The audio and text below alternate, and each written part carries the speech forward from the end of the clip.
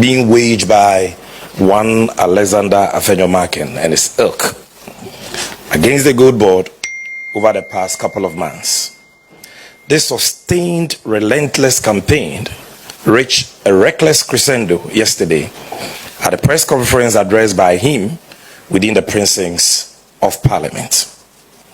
Afenyo Markins' modus operandi, which can no longer be allowed to go unanswered, is to repeat the same tired falsehoods as often as possible and on many platforms as he can, in the hope that repetition will somehow transform fiction into facts and mislead unsuspecting members of the public.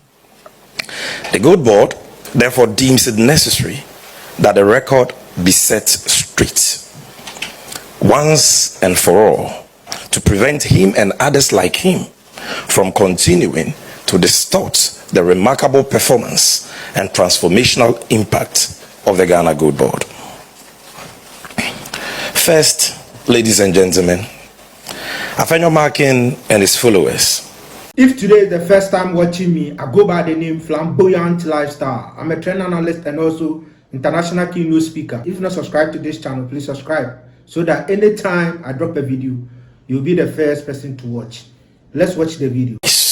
Being waged by one Alexander Afenyo Markins and his ilk against the gold board over the past couple of months. This sustained, relentless campaign reached a reckless crescendo yesterday at a press conference addressed by him within the precincts of Parliament.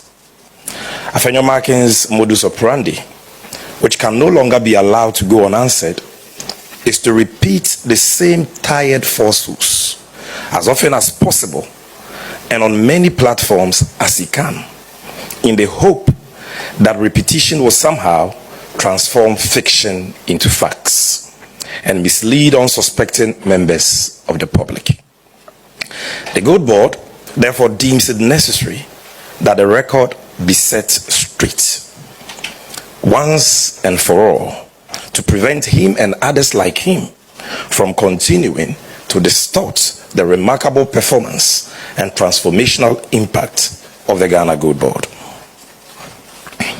First, ladies and gentlemen, Afenyo Markins and his followers alleged on several occasions on the floor of Parliament and in the media that the Gold Board made losses in its gold trade operations in the year 2025. This claim is a barefaced lie, which has been debunked time without number by the Gold Board. The audited annual reports and financial statements of the Gold Board for the year ended December 31st, 2025, prepared and published by the Auditor General of Ghana, discloses an operational surplus of 907 million Ghana cedis and an overall surplus of profit of 5.4 billion Ghana cedis. This is an incontrovertible fact.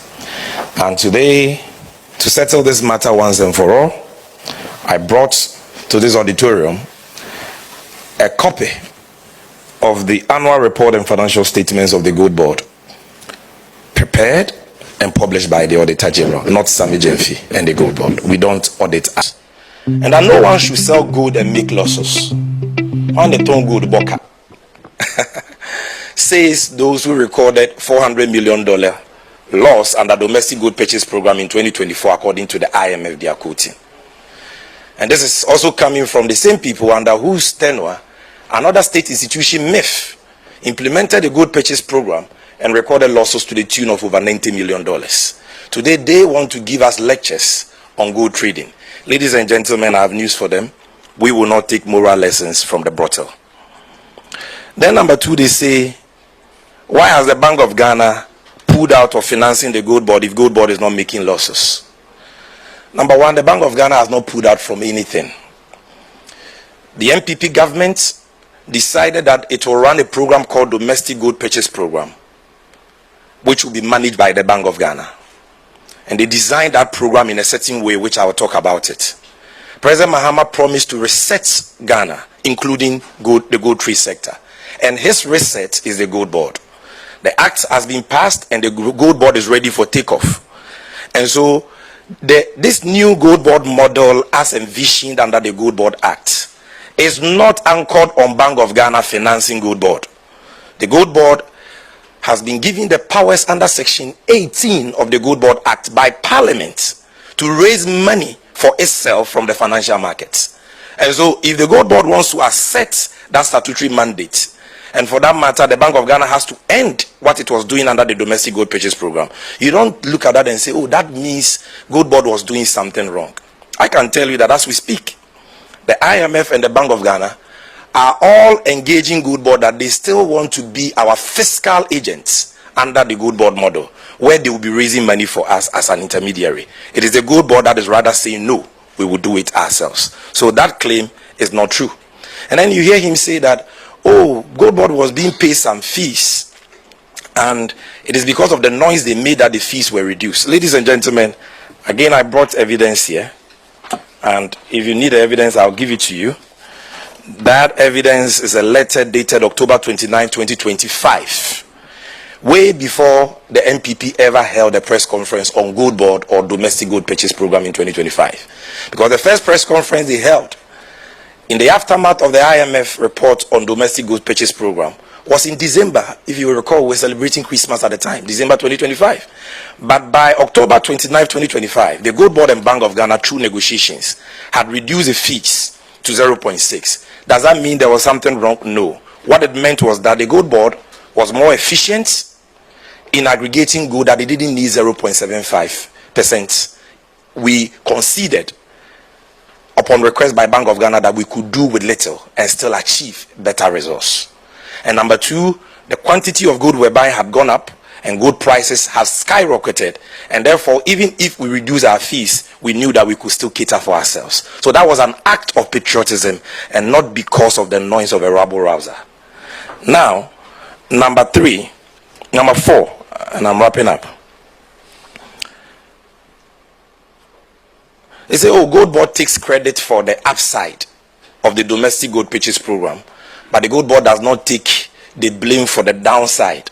So we are being double standard. The Gold Board has not taken any credit for any upside of any domestic gold purchase program.